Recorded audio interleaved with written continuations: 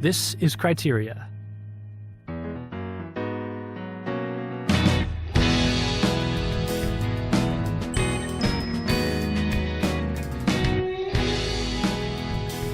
Welcome back, everybody, or welcome to our first video episode of Criteria ever. I'm pretty excited about this. It's at the very least a test run, but I suspect that this will be usable.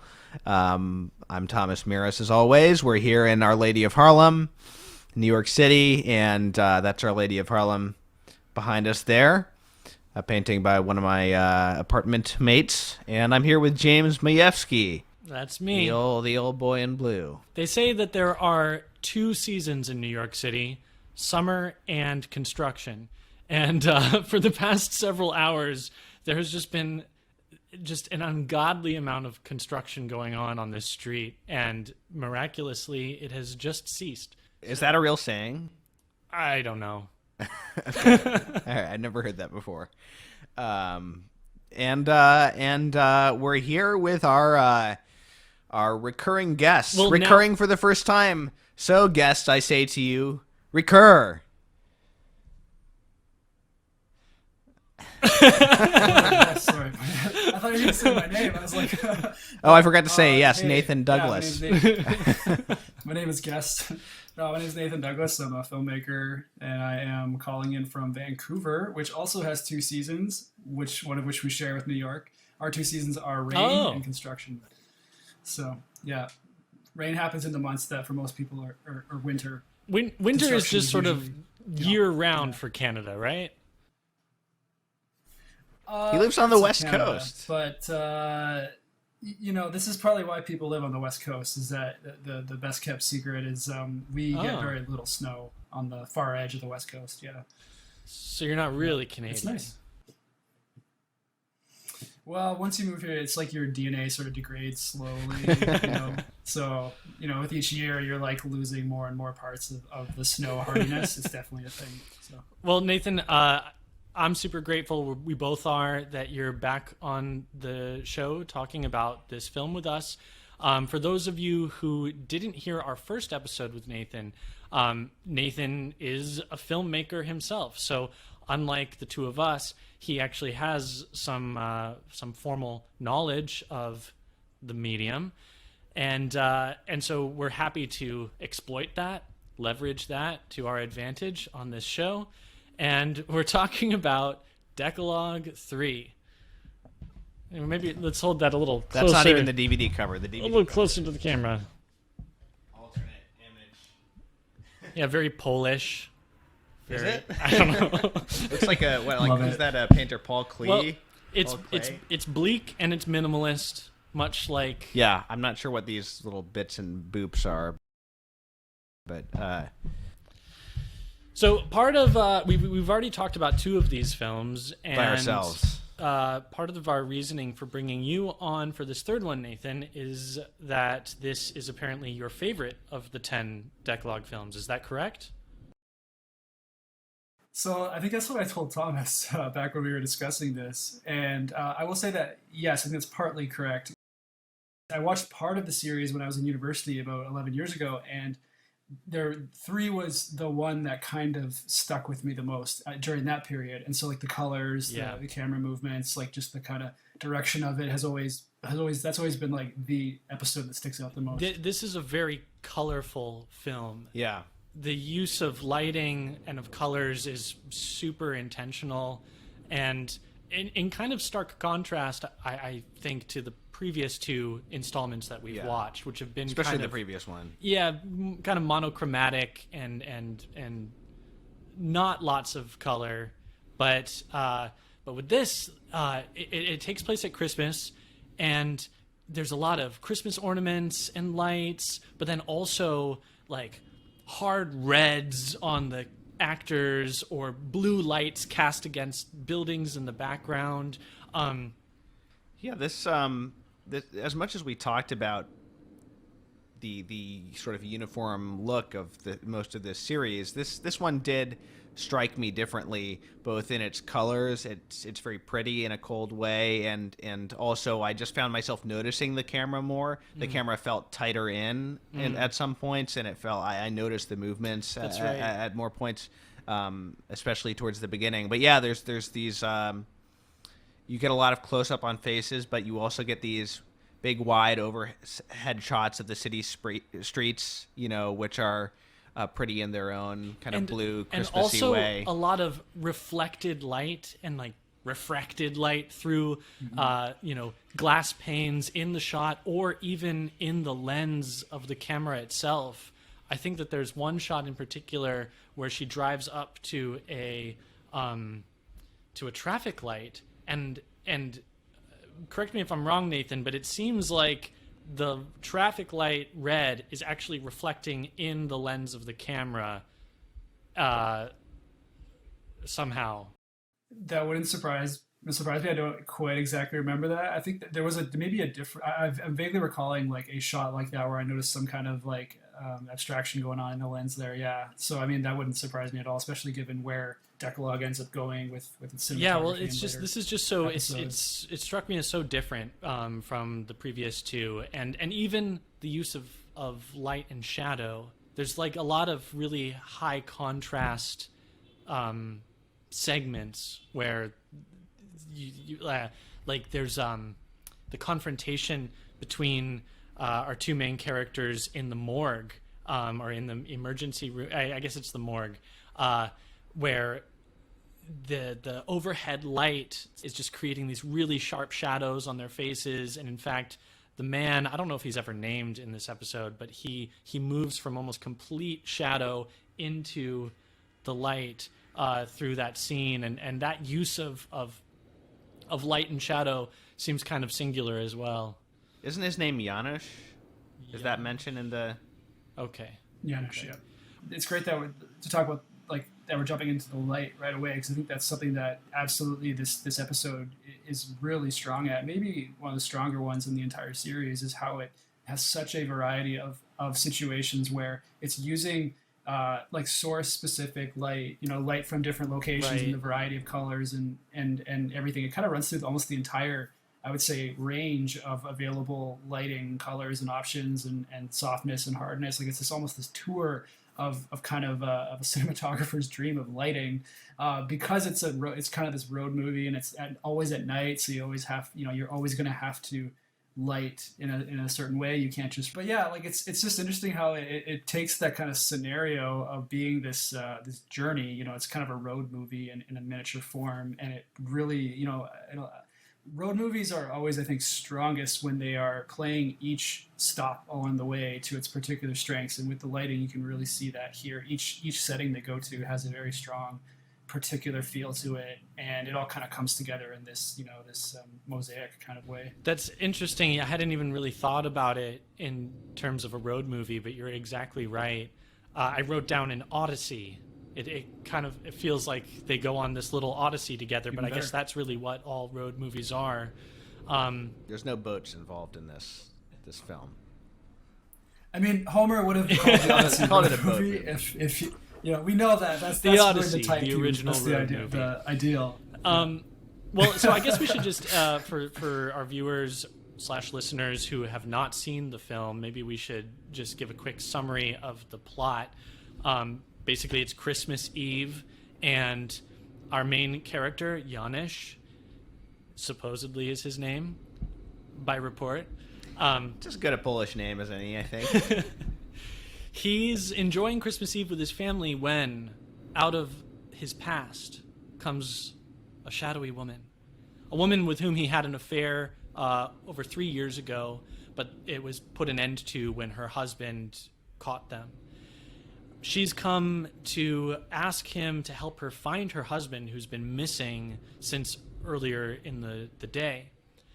And then we go on this odyssey where lies are said and truth comes to light, and it turns out by the end of the film that the husband has actually left her nearly 3 years ago. She's been living alone, and that this whole evening was a ploy, basically, to get him to spend the night with her one way or another, so that she'd have someone to spend Christmas Eve with.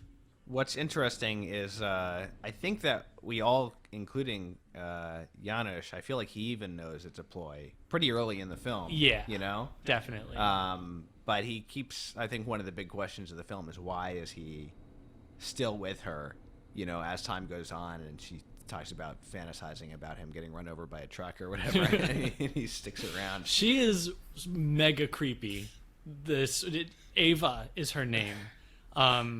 Which, you know, I don't know if I mean, that name obviously has biblical resonance, right? But she's kind of almost diabolical in her characterization in this film. Her first introduction, or her first sort of collision with Janusz, she buzzes up to the apartment, and he tells his wife a suspicious character is hanging around the car, and he goes down outside, and he can't find her. She's not there. And when he goes back to the door to open the door to his home, she lights up a cigarette, and we see her reflection in the glass pane of the door, and it's like Mephistophelian. No, yeah. You know, Mephistopheles. Yeah, it's like Mephistopheles. Meth. Not meth. Mephistopheles. Meth. Appearing, you know, and then throughout the course of the film, she says these things. What if in Breaking Bad, instead of Heisenberg, he had gone by Mephistopheles? Sorry. That will be my drug lord name, Mephistopheles. But yeah, she says things that border on the demonic, you know, in terms of you know, like you referenced. Hatred. Yeah, there's just this vengeance in her, but also this recklessness. She almost gets them into numerous car accidents. Yeah. So yeah, there's I don't know. Is not the jilted woman from the guy's past like a classic villain in stories? Hell hath no fury like a woman scorned. The jilted. It turns out she wasn't scorned by him so much as by her husband, but the jilted woman who's coming back, and the guy's in a happy relationship, and now she's coming and messing with it. And I think the ending of this film maybe shifts our perspective on that. But of course, we like she's very easy to hate throughout the film, because it's like this guy's trying to celebrate Christmas Eve with his family. You know, if we're talking about the third commandment, this film deals with a bunch of them. The third one is, you know, keep the Sabbath day holy, so that applies especially to Christmas. And she's coming in and messing with Christmas, you know, the quintessential kind of family holiday. So there's a lot of those feelings towards her character. Yeah, I think that's definitely like intentionally set up. She's framed as this seductress figure, you know, this kind of diabolical influence trying to pull the man of virtue back, you know, into his sins, so to speak. That's kind of what we're meant to see it as. But the whole film, and this speaks to, I think, some of the virtues of having a short running time, having an hour or less to work with, but having enough time to sort of really get into some characters, is that it allows for us to go on a journey that doesn't overstate, you know, really what is going on. And it allows, you know, everything from the film, you know, from the setup onwards is meant to complicate our understanding of what is going on, what is happening. You know, it's kind of actually more, not to make it reductive, but it is very much, you know, kind of a mystery film. The mystery is who is this femme fatale woman? What is she doing? And Kieślowski is very intentional in how Kieślowski, is very intentional in how he tips that early on, you know, when they discover the car that she parked earlier, and she claims, oh, this is my husband's car, he left it here. I mean, it happens, I think, within the 20-minute mark, you know, and it's like, from this point, you're like, okay, this isn't, you know, this is going somewhere else now, and it's really more about the mystery of who this person is, and allowing empathy to start to creep into that So I would say the whole thing is this kind of complication of that, you know, those kind of cliches of the woman scorned. And it takes its time. You know, actually, I will say one of the things that I find a little frustrating about this one is that it does take its time, kind of getting to that point. And I do believe it's quite powerful when it gets there. But that's always been one of my little like minor criticisms with some of the Dekalog material. This is why I kind of characterized it as an odyssey, because it does kind of take a meandering way back home. And in fact, this notion of home is operating really strongly throughout the film. We see a couple of times this drunkard out on the street kind of singing Christmas carols. He's dragging this pretty pathetic looking Christmas tree, and one of the questions he keeps asking is, where is my home? And that's specifically echoed in one moment in the film when Janusz is kind of fed up. He says, "This is ridiculous, I'm going home." And he looks at her and he asks her, "Where do you want me to drop you off?" Sort of the suppressed question, the sort of, you know, the word that's sort of ringing without being spoken is, where is your home? And so, yeah, in the same way that for Odysseus to get back home, he has to take this sort of meandering way that goes off on these different digressions, some things seemingly having nothing to do with the journey. This seems to have similar instances where there's sort of odd inclusions of moments that don't seem to be immediately relevant, but sort of work together to build this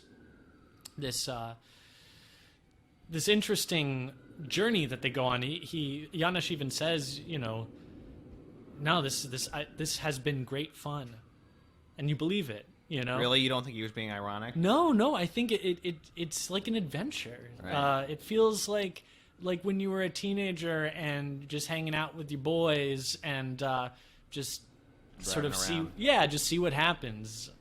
You know, it's interesting that home should be stressed. First of all, you know, one notable fact about Christmas is that the Holy Family were not at home, you know, when the events of Christmas occurred. And secondly, you know, it's interesting because she's supposed to be so lonely and sad, but at the very beginning, it's established that she has family in the area, Ava. Right. You know, she goes and sees her aunt. And it's kind of one of the scenes that it's most difficult to see how it relates to the rest of the film. I was listening to another podcast where people were discussing this, and they said they thought it was like, you know, did you do your homework? Did you do your math? And they thought that was like kind of psychologically like she's making her plans for the night. You know, she's doing her math, like I have to get this guy to stay with me till 7 a.m. So there could be that, but it seems like an odd thing to put in just for that. I think there must be more to it. I mean, I think we're all on the same page that her aunt is obviously like has dementia, right? Yeah, right. Like, yeah. So I guess I didn't. Yeah, that's interesting. That the idea that there was kind of more of a layered thought to that. I just took that scene as kind of just inciting. You know, just on that psychological level, it sort of, you know, puts Ava in an emotional space to execute. You know, she's so lonely she can't have Christmas with her aunt, even because her aunt isn't who she used to be. And so she's kind of in a space where she truly feels alone. You know, I actually read that scene as complicating the character's relationship to the truth. So it's one of the first instances. Well, actually, the first instance where we see this is right at the beginning, with Janusz donning this Santa outfit and going into his home to give gifts to his children, basically pretending to be somebody else, you know? Right. Now, this is in a very, like, acceptable way, and it's even virtuous or endearing.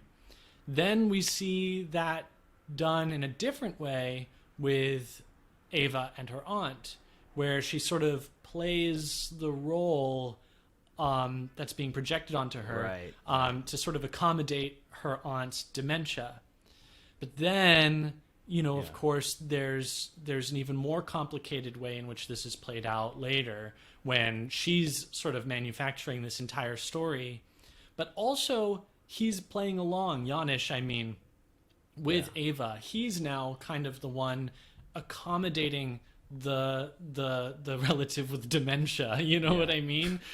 So I kind of see there being a parallel or a kind of analog in Ava and her auntie, and then later Janusz and Ava.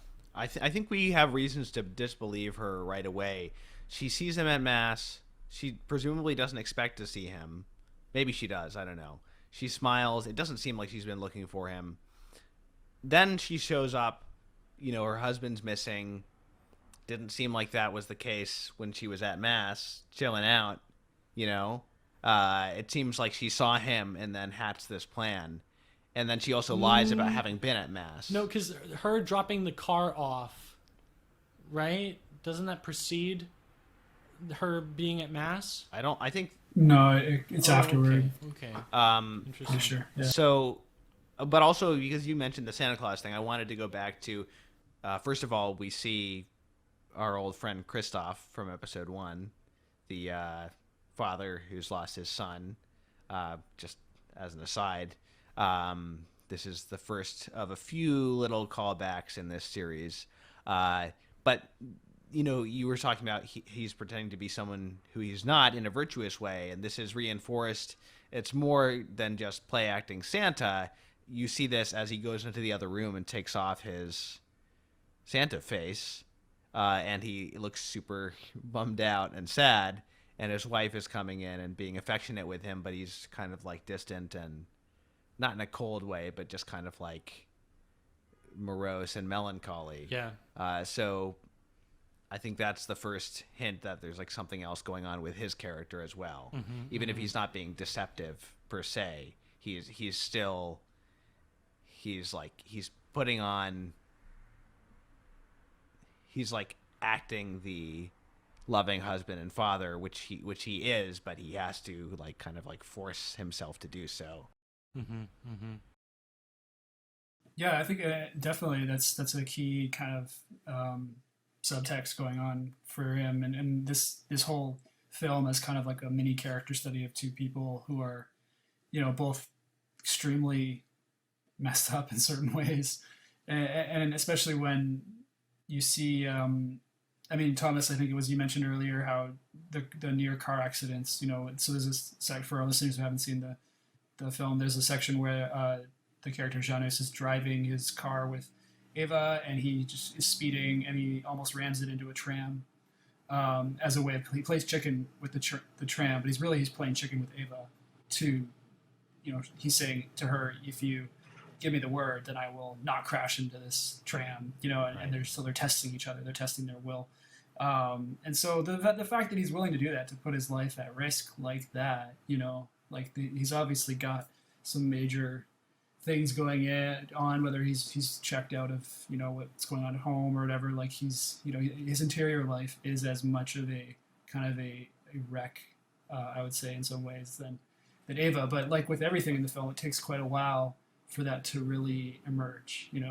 Every stop on this road journey is kind of a new layer unfolding. That's interesting. Yeah, I think that there is something of a reckoning that happens for him during this film, this journey that they go on. You get the sense that he comes back a different man, like a more single-minded. It's a closure type thing. Yeah, no, I think he's aware that she's she's not being truthful with him. I think he figures that out pretty quickly. I think that he feels some responsibility toward her and perhaps some guilt.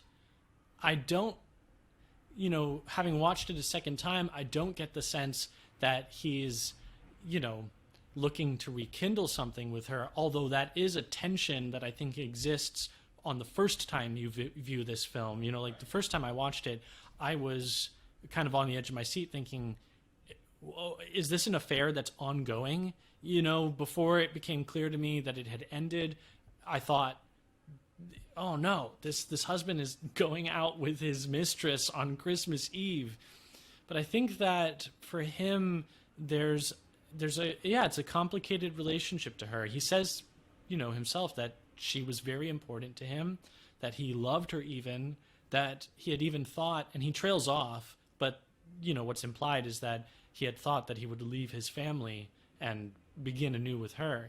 So, you know, there's obviously that, but by that same token, it's also clear that that was in the past and that he really has changed and changed for the better. And I think that somehow his taking responsibility for her this evening and even being willing to go into the sort of extreme places of playing chicken with the tram, you know, even being willing to sort of to face down this darkness that's in her, this self-destructiveness, I think is part of his just sort of coming to terms with what he did those years ago, you know, not just to himself and his family, but to this woman and her marriage. And yeah, you know, I think that the linchpin sort of holding that interpretation together is his relationship with his wife that sort of bookends this film. I think that the wife is the key, the sort of hermeneutical key for this film, because the final few seconds, the final minute or so when he comes back home and is with her, I think really changes the whole way the film is viewed. It really locks it together. And it also casts into a different light her actions at the beginning, the wife's actions, when she sort of, you know, in the way that she looks at him and sees him off, knows without saying anything that something else is going on, that the story he's given her is not the whole story. But again, this loops back to sort of what I tracked throughout the film, which is this complicated relationship with the truth. You know, you could just call it lying, but it's lying or performance that's happening on different levels of, I guess, concern, you know? And so you could ask, like, to what end is this untruth being spoken in any given instance? Sometimes it's more straightforward, other times it's not. I think that right at the beginning when he tells his wife, there's a suspicious character by the car, and then later, it's been stolen, I gotta go. It's not as straightforward, you know, why he's lying to her like this, especially given at the end when she knows that it was Ava, and he readily tells her it was Ava. So, you know, like, I don't know, does that ring true for you Oh guys? yeah, absolutely, yeah. I actually hearing it, I really like how earlier in this conversation you framed this as an odyssey, and the more that's kind of resonating as I think about it, the more I'm picking up on that aspect in that with him in particular, because you know early on in the film, it's obvious that she doesn't believe him, right? Like, and even just before Ava shows up at their door, there's that tension, like, of, you know, the way the wife is kind of treating Janusz is very much like, oh, thank you. You know, she's kind of fully checked into where things are with the family, and he obviously is trying, but he's not quite Right. there, and she's like kind of suffering from that, but she's doing her best to kind of like pull him through it and you know, support him Definitely. and stuff. And like, his it's all mother-in-law kind of says rich. something about, you know, this is the Christmas the kids will always remember this Christmas, and you know, we're all together. Yeah. And So, but then, you know, and it's interesting how, and I really, one of the things that I really like about this film is the way Kieślowski does not cut back to the wife at a certain point, you know, because that's a natural tension point of like, what is she thinking? What is going on? At some point we leave her behind, and that tension is still there in the background. Will she still be there when he returns? Because it's, again, I'd say it's obvious that she knows he's lying about this nighttime excursion. So the sort of the baseline tension of will she still be there is all throughout the film, and then of course when she does get home and she's fallen asleep on the couch waiting for him to return, we don't know what her reaction is going to be, but really it's becoming clear in the context of seeing this as an odyssey. It's clear that the healing for their marriage and the healing in Janusz that needs to happen from his sin, like this doesn't happen until this evening, and that their marriage really, it's only in that final moment of the film that their marriage is truly healed, like the page is actually turned. Yes. And I think maybe one of the rich aspects of her character this is that Janusz probably thought that he had already done that work, he'd already turned that page years ago after getting reconciling to some degree with his wife, but the whole film is really him realizing like, no, that hasn't happened yet. Because now there's that trust between them. He can openly say it was Ava, and I'm choosing to be here. Yeah, and this I think sort of gives the lie to how Ava perceives him, both before and then throughout the events of the film. Because one of the sources for her resentment of him is that he, as she puts it, landed on his feet and just went back to the way things were before. And now he's a hardworking, good, upstanding man. But, he didn't have to tell his wife. It seems to me. They were caught by her husband. So he very well could have just gone back, not told his wife, done his best to be, a good husband. But that's why that final moment with the wife to me is so important, because it suggests to us that no, he went back, he was honest with his wife, and that his wife didn't reject him, that together the two of them have been doing the hard work of keeping a marriage together. So much so that she exercises kind of almost an impossible amount of patience with him. Because when he tells her it was Ava, she asks, "So will you be spending nights out again?" Which is just sort of like, whoa. like on the one hand, you could dismiss that as saying, well, she's just resigned and obedient and isn't standing up for herself. But that doesn't really seem to be the case. What I think is a much more adequate explanation or interpretation of that moment is that she has just been exercising a heroic amount of forbearance and love and non-judgment, and that she really does trust him, even if it means she's betrayed, in the way that our Lord, may have trusted Judas. It's like it's a love that goes to the end and sort of challenges the other to what you're going to do quickly, have your own moral responsibility.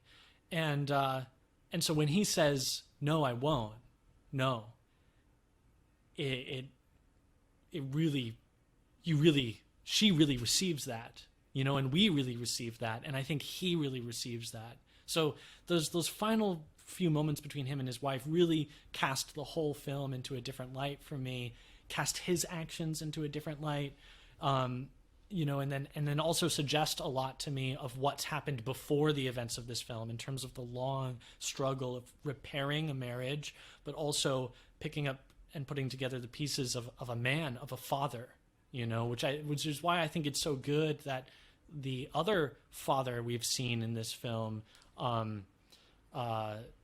very prominently featured in the first film, makes an appearance, as you said, Thomas. I think that so far with these three films, the figure of the father has been very, very central. What do you guys think of the sort of the way in which I think this is one of the Dekalog episodes that it like barely takes place in the apartment complex, which is where the thing tying all the episodes together physically, like it's this kind of this experience outside of that microcosm. I don't know. Do you think there's any do you have any thoughts on that or? Yeah, that's a good question. Nothing other than this this question of where is my home, and what is a home. I think even for Janusz, this question is operative, where is my home? And what makes a home? Is it just the Christmas lights, the Christmas tree, the gifts? Or is there something else that a father preserves, an integrity that a father preserves? I think that there's this sort of necessary going out and this reckoning that happens outside of the home that then has its impact felt in the home. I just had this thought of the guys in the drunk tank who are being tormented by this kind of like impish guy.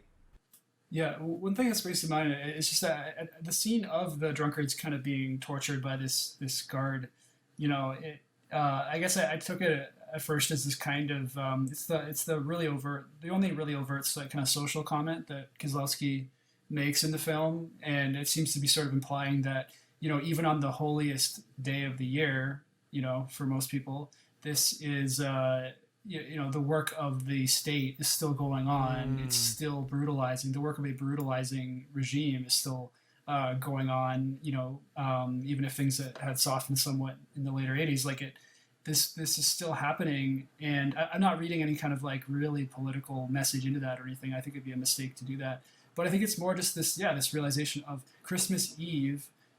Is there still people, and they're constantly encountering service workers. They're constantly encountering morgue people, right, and doctors and police officers and people who have to work on the Sabbath in order to keep society, running at an idle. Yeah, that's a really good point. Because but then on the one hand, there's a virtuous example of that with the cops who are, they encounter the police officers who could probably apply a lot more pressure than they needed to with our characters, but they kind of just let it go because it's Christmas Eve, And then on the other hand, you have this kind of almost this devilish guard who is taking advantage of his power to abuse others, again with no real, I care for what. Don't you know what day it is? Like, can't you suspend this at least once? Right. There's the doctor as well who's kind of fallen asleep, sitting at his desk. Yeah, well, yeah, it's like you feel for him, that he has to be on duty all night at this desk, But what's interesting too is that his job, Janusz, is a taxi driver. Right. So he's kind of working Yeah. on the Sabbath too. I mean, he's just driving Ava around wherever she asks to go. The hospital, her home, the train station. One thing I was going to say with visually, one thing I love about this film is this is probably because of the choice of the time, but how often do you get to see a Christmas Eve film that's primarily out in the streets, And so with that you get you get that emptiness. And I mean, anyone who's driven home after midnight mass on a or whatever, it's like there's no emptiness, there's no silence out in the streets that I find at least quite like Christmas Eve. And it's something that personally, I love that. I love that calmness and just the rest that comes over the city. But in this case, Kieślowski's taking that peacefulness and and the warmth that is going on behind closed doors, and he's sort of putting it inside out and saying, here's a character who is completely alone and she's shut off from the warmth that is happening behind those closed doors. So now this peaceful, calm snow street is now this kind of it's the opposite. It's this lonely desert, and I never quite, I guess, have thought of it that way. When I think of outdoor city streets on Christmas in movies, I'm thinking of New York City and, the Salvation Army guy ringing the bells and you're hearing the Christmas music playing and all the kids running around. It's a very different vibe from this. It's like a very American Christmas. Well, I was in Poland a couple summers ago, and actually the Sabbath is still very much observed in terms of closing down shops. Well, legally they have it... everything has to close unless you're like a Jewish business or something. Okay, well, Sunday. I wasn't aware of that. A couple of years ago, they made this law. Well, yeah, so Sunday was definitely much more quiet than I'm familiar with as an American. And so I would imagine that'd only be more the case, however many decades ago. And yeah, like, I think that given that it's Christmas, it's sort of like Sabbath times 10. How else do you see this film sort of working with the third commandment? That was something, obviously, I was trying to track, but it seems to be a little more of a complicated interaction or engagement with the commandment than in the previous two. It doesn't seem as straightforward to me. Can I read you a little passage here that's interesting? Yeah, sure.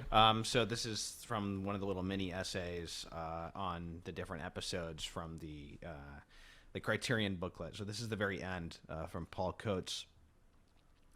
The obvious relevance to this film of the commandment forbidding adultery suggests that one commandment's breaking reverberates across the entirety of the Ten Commandments and of the life it was fashioned to regulate. If Decalogue 3 cross-references primarily the injunction to keep the Sabbath holy, and to keep holy is indeed etymologically to set apart, then Ava has perversely granted it special weight, that of determining life and death, just like the first Christmas day for humankind. Oh. Very interesting. What say you, Nathan? I honestly, I need time to let that sink in. Yeah, well, that is kind of another thing that changes the film, is when we do find out that she has sort of made this deal with herself, that she's going to kill herself tonight, or she's going to continue living, right, dependent on whether she's able to spend the night with this man. And it wasn't even just about sleeping with him. It was just like... just having someone to be with on Christmas Eve. Do you think that's another part of her ploy, or was she really planning on... are those Tic Tacs as, I took it at face value. Yeah, me too. I don't see any reason to not. Yeah. I think Kieślowski's very, he's operating in a very kind of classical, I don't know if that's the right term, but, like, it's sort of a very, like, sturdy short story kind of format, where it's very much unveiling layers. And one of the things that short stories structurally can excel at is revealing things and recontextualizing, the information that you already received. And that's kind of how I see, like, really, I think that's the greatest appeal of the Decalogue as a concept, is treating it as a short story collection that allows for these kinds of revelatory, journeys, right. At their best. So yeah, I wouldn't accuse him of, like, sort of playing ambiguously with her intentions in that late, at the end of the film, whatever. Yeah, these films, they just keep surprising me. For anybody who's watching this and who hasn't seen these films, I highly, highly recommend it. I first watched these over a decade ago, and rewatching them is just... it's totally confirming for me how compelling, how difficult even these films are. There's a lot to sink your teeth into and grapple with, and these are complex morality stories. They're not. It's what's funny is I wanted to say that this sort of is this one in particular is evocative of A Christmas Carol, because we have sort of this Scrooge being taken on this journey by the ghost of Christmas past, but it's not very straightforward at all in terms of how that morality plays out. And but for all of that, it's still very hopeful, and there's still redemption and there's still love. And unlike what I think is more often the case nowadays, when a film is sort of billed as, like, complicated or morally, ambiguous, it's like nihilistic, and there is no love, and there is no hope, and there is no redemption. This manages to sort of walk that tightrope. For all that this is supposed to be kind of like a bleak and depressing series, and it is in many ways, I think each of the films we've watched so far has an ending that is positive to some degree. Yeah. In fact, the first one probably least so, and there's like a possible conversion into that, but it's still a pretty morose ending. Right. But these two both have like pretty hopeful endings. Yeah. I mean, it really depends. Like, honestly, I think it really depends, you know? I would agree. I find the ending of 3 hopeful, you know, and like, but I could easily see somebody with a more cynical view of things looking at it and saying, like, well, you know, their marriages, they're just going to keep going with this. I agree. Sham. Like, I totally disagree. I think, you know, I think it's pretty clear the way Kieślowski structures the whole film is that, you know, is leading towards a resolution in this marriage. But it's still left open-ended enough. The endings are not unambiguous. They're not sort of uniform or one-dimensional. But I definitely think that for all of that, you do have to be cynical to walk away from these films and say, well, there it is. No hope. You know? Like, I can totally see that, and I think, fine, that's a valid interpretation. But I do think that ends up ultimately saying more about you and what you're seeing in things, which, of course, is the cross, you know? And that's why I think these films, regardless of Kieślowski's personal religious dispositions, these films strike me as very Catholic. They're working out of a Catholic sensibility. It's the cross that's at once scandalous and the most beautiful thing imaginable.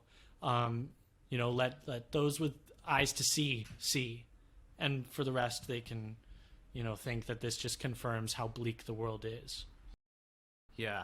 Well, and also just to go back to your comments on the series, and the benefit of watching it, you know, multiple times. I've enjoyed discussing it. I've really benefited from discussing it. I think that. Especially with the previous one with Dekalog 2, I don't think I would have gotten nearly as much out of it had we not discussed it. Yeah. This one, on the level of like sheer enjoyment, I think is my favorite so far. I mean, it draws me in a way that the first 2 don't as much, even visually. But yeah, I mean, I think that like having discussed these, it provides more of a starting point for being able to watch these again and again now with a greater appreciation, which I might not have done or been enabled to do otherwise. So in commenting on this episode, Krzysztof Pisowicz, the co-writer of the series, says that Kieślowski was interviewed once, and the interviewer said, why are you always so sad? And Kieślowski said, so many people are happy, someone has to be sad. Which is like, that was Pisowicz's way of explaining like the focus of this episode about like the people who are sad on Christmas. There's another question I wanted to ask, and this is something mentioned by Paul Coates in his essay, which is he says that this episode reinforces the series' focus on faces. And how faces are like masks and kind of like inscrutable. Yeah. I think this especially starts with episode 2. I don't see it so much in the first episode. Sure. But I wondered if either of you had any thoughts on the way that the acting works in this series and the way that faces are often kind of indecipherable in their expression. Yeah, I have thoughts for sure. I don't know, James, did you want to go first? Or? No, I mean, you know, not much more than what I already said about how I see performance sort of playing a part thematically in this film. Sort of the costumes that we don, the performance that we do to accommodate others and where they're at. But yeah, I'm interested to hear what you. I'm a little so yeah, this is something I think that I've actually been, it hit me especially when I watched the entire series in a projected setting a few years ago, and it was something I found frustrating actually with Kieślowski's work in general, was this idea of performance as a reticent kind of thing, and by that I mean that, and you do see it in this episode where because Kieślowski is trying to withhold certain information. He's having characters, he's directing the actors to withhold, certain body language, certain, inflections. And obviously I'm not a Polish speaker, so I'm going to be missing things in the performance of the dialogue. But the impression I got then and now is there is an artificiality to, he's not going for 100% naturalistic kind of performance that incorporates every aspect of the human person of the actor. He's instructing actors to put up that wall, put up that mask, as Coates was saying. And I like when I first started to watch Dekalog about 10 years ago, this was something that definitely appealed to me. A lot of European films, especially that kind of operate in this mode, appealed a lot to me as a younger filmmaker. And as I get older, I actually find myself resisting it more and more. I believe that this kind of reticence in performance, it was a thing that was very popular, I think, in the sort of the art house world internationally, like 80s, 90s, into the early 2000s. And so like that's kind of had an influence on a lot of filmmaking since, but it's kind of to the point where it has become a cliche. Yeah. And that's not Kieślowski's fault. You know, I'm not saying that he's using it as a cliche, but it's something that's hard to separate from the experience of watching it, because you've seen it done poorly by this point a lot, right? It's interesting. So, sorry, go ahead. Yeah. Well, I just think, just to tie that up, I think it's just it's something that I recognize as a narrative thing, it's a directorial choice, but it's also one that I think does kind of hold back the series as a whole, in different ways. But it's hard to really, die on that hill, because Kieślowski obviously had very sort of specific reasons for it. Yeah, it's interesting that you had mentioned earlier that this film kind of plays out like a mystery, because now that I think about it, there's all of these evocations of noir, even in the figure of Ava being this femme fatale with the cigarette, but in the acting style that's being employed, as you're saying, describing it, with this reticence, I think of that as being characteristic of noir, where you see characters really get into it sometimes, but with total stillness, like great intensity, but real sort of straight-faced mask type thing. Yeah, I think that's a great comparison. I'm thinking of the Maltese Falcon just as an example. Is that Humphrey Bogart? Yep. And his expression. Yeah. I can see Janusz as like a noir hero, and Ava as, because noir usually has two, like a nice girl, right, and like devious girl, right. And I think that if this has become a commonplace of indie films, I think that you can probably trace it back to noir, and all of the art house, filmmakers and the French New Wave or whatever, watching noir movies and loving noir, and basically ripping the performance style from that. And it's gotten to be a cliche, because you can see it done poorly. And having gone to art school, at an art institute that had a film school, I did see it done poorly by sort of, would-be auteur directors or, complicated indie actors, basically using this as an excuse for doing nothing. and just for the record, I was that person too. Sure. I'm totally guilty. Yeah, I've been there. Yeah. But it's you can see it used as an excuse for doing nothing. A sort of, as an actor, I see this being particularly insidious. When you sort of buy into this idea that less is more. And so I just work less. You know what I mean? I don't have to work as hard. These actors that we just saw in this third Dekalog film are working really hard.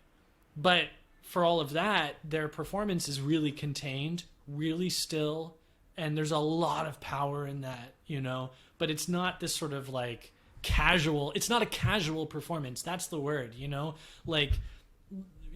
stillness and containment, and specificity, sharpness are not casualness and unenthused Your noir comparison helps me understand Nathan's initial comment more, because when he was first speaking, I was thinking of like a comparison to like Bresson, his way of working with actors, like in the Diary of Country Priest, relatively expressive. No, I would say it's totally different. That's actually totally different. It makes more sense with regard to noir, I think. As far as a contemporary reference, I would position Paul Thomas Anderson as like Public Enemy number one in this regard for English language cinema. Yeah, or someone like Nicholas Winding Refn's another example. He might be the worst in my opinion, but I'm not familiar with... I find Paul Thomas Anderson's films, they involve an extraordinary amount of exertion on the part of the actor, so it seems like they are putting in the work. Right. But it's really, and you see this especially in There Will Be Blood. I think Daniel Day-Lewis's work in that film is actually kind of monstrously overrated, unfortunately. I haven't seen it in a long time, but I remember being impressed. Just as a comparison point, there's this kind of, the way that, this will be a whole other topic, but to me, it's like, I see it when I see an actor, there's a certain intensity of performance, but also there's a certain withholding. And yet it's not, to me at least, and this obviously goes in the realm of taste and everything, I'm just not quite seeing the depth of what it is they're trying to go for, And I think with Dekalog 3, the story and the structure of the story it's telling does get to that point on a story level. And I think it comes together in a way that that sort of reticence I was talking about, it all comes together in a way that's satisfying. But on the early going, it is kind of, there's that kind of scrape. I would liken it to scraping. Sure. There's kind of the scraping feeling of like, interesting. I don't know. I'm sure that I think there are a lot of people who would agree with you. I think on the other hand, there's also I don't know, like a gentleness in that restraint. So I could see scraping on one hand, but also perhaps easing people into a kind of contemplation of like the interiority of these characters, a finer attention to detail. Nathan, did you want to come back and do another Decalogue so you can complain about Kieślowski's use of symbols? This is something you've mentioned multiple times and haven't explained yet. So yeah, maybe I'll have to. I don't know. I mean, yeah, if you guys want me back. Yeah, well, so we didn't hit on symbols. Is there one of these films that like symbols are particularly operating? There is. You've already done it though. It's number 2. The last, because that's when I was listening to your guys' episode on number 2, and the shot with the bug at the end, and to me that's like the peak of like, because that's like, no, this is just. What's the problem? You don't like it because it's too on the nose. It's just too going way too hard for that metaphoric kind of punch, but it's also ambiguous. Like again, it's Kieślowski, so we're dealing with the ambiguity, and that's kind of what partly makes me turn against it. Is like, if you're gonna do a metaphor, like just drive it all the way home. But I don't know. It just now on the positive sense, I think that might, I have a negative reaction to that particular like use of symbology. What that does in relation to number 3 though is like 3 is, I think, pretty much free of any kind of really heavy-handed stuff like that. And 3 is operating in this very kind of more just this psychological character drama. And it's intimate, and it's just very laser focused, and I think that shows the benefits of doing the Decalogue conceptually. He really is playing with different ideas, formal ideas, story ideas. He's playing with each episode, and each episode is very different from the other one, and that's one of its strengths for sure. Is like this kind of laboratory for working out these different things. If every episode was like number 2. I don't know. But hey, I mean, it's good in its own way because it's just that one time. Right? So, that's my piece. Right on. The reason that 3 sticks out for me the most is because that shot at Mass of Thomas, like there's that cut back and forth of Janusz looking at Eva, and then the camera does this kind of like 180 degree dolly pan thing where it's like locked in as a close up on his face. and then it kind of just Yeah, does this yeah. beautiful silky move around. And I mean, I saw that as a film student. It just kind of rocked my world because I've never seen anything like that before. I need to watch that again. And You know what? We can put a clip of know. that over this as we're talking. Maybe. Yeah, and there's a fluidity of movement in this that is one of my favorite things about it. That and it also, like, often when a lot of the times when this varies of course massively, but if you're moving the camera, it's actually not as common to like have it on a longer lens. So like we have that close up of Janusz, right? And it's probably like maybe a 50 millimeter lens, maybe longer, and like the fact that that's moving, I don't know, it's just like, it's such a different effect than like if you were doing it on a shorter lens, because then you get more space, you get more of the place and the surroundings, and like the movement would feel kind of more natural, I guess, because we're in this closer shot and we're moving, like it has more of an intense kind of. Anyway, just if that's pulled off really well, and it's pulled off really well in this. There's another example with the ant, when it's coming around for the ant and stuff. Like there's just different camera moves that are just really gracefully done, and it's one of the things that I like about it. So. Yeah, well, thanks, because that's something I never would have been able to describe myself, not knowing.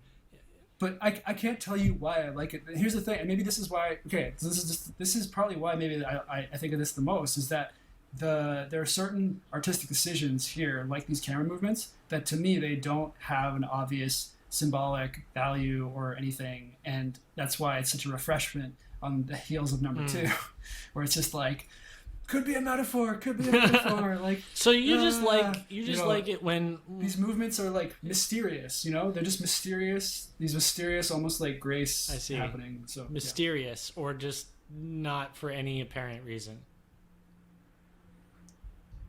Yeah.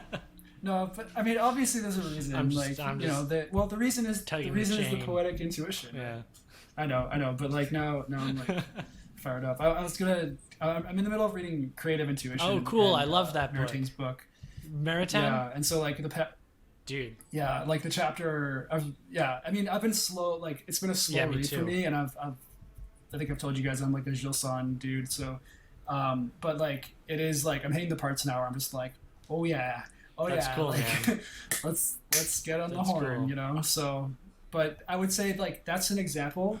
That camera move, to me, that's an example of poetic intuition. Yeah. Right, where it's like you could try to put a psychological justification to it, where it's like, oh well, he's looking behind and like we're entering a different space because he's focusing. But it's like, honestly, to me that doesn't really hold up. It's like it's just it had to be there. It's something like, it's a feeling thing. It's a poetic thing. Like. And that's like, the more Kieślowski does stuff like that, the more I am totally on board. The less that he does stuff like that, the less. So yeah, I think he's torn. I think honestly, this is like the not tragedy, but like he's torn. He's torn. I think you see this in Three Colors as well. Like he's kind of torn between his poetic impulse and his maybe the more like kind of literary narrative. Right. I think you can also see that in the shot that's returned to a few times with the two cars, at first the one car, but then the two cars in this sort of, square. I'd call it a square, but it's a triangle, where they're sort of haphazardly parked, but facing each other. It doesn't seem to be a literary, it doesn't seem to have this sort of literal significance, but nevertheless, it's still very evocative, Totally, yeah, and even just like the choice of like that space, like to have it be. When you see a car parking on a square, my first thought is like, wait, right? We were asking, they're like, is that allowed on Christmas in Poland? That's like a special communist treat for the people. That you're allowed to park wherever you want to on Christmas Eve. For everyone listening right now, know that around Halloween we want to watch Nosferatu. I think it's the only horror movie on the Vatican film list. So it seems appropriate, and we'll be talking. This is an adaptation of Dracula. Yes, it's German silent film, but we'll find a good link to that, a good version of that for people. And please do yourself a favor and check out these Dekalog films. Oh, by the way, since we're on YouTube with real videos, now, please, gotta say it, what do the YouTubers say? Please like and subscribe. And if you don't that like, button. yeah, if you don't like, at least subscribe. And what do they also say? Hit that notification Bell. It's a bell, right? Yeah. I've never hit the bell. I don't know bell. what it does. I've never done. I think that it's that YouTube does a poor job of letting you know when your subscribed channels have put out new videos, and that's the function. Great. We wouldn't want you to go 1 minute without, hearing or seeing new content. So that's, we're doing this for you, really. No, indeed. All right. Thank you, guys.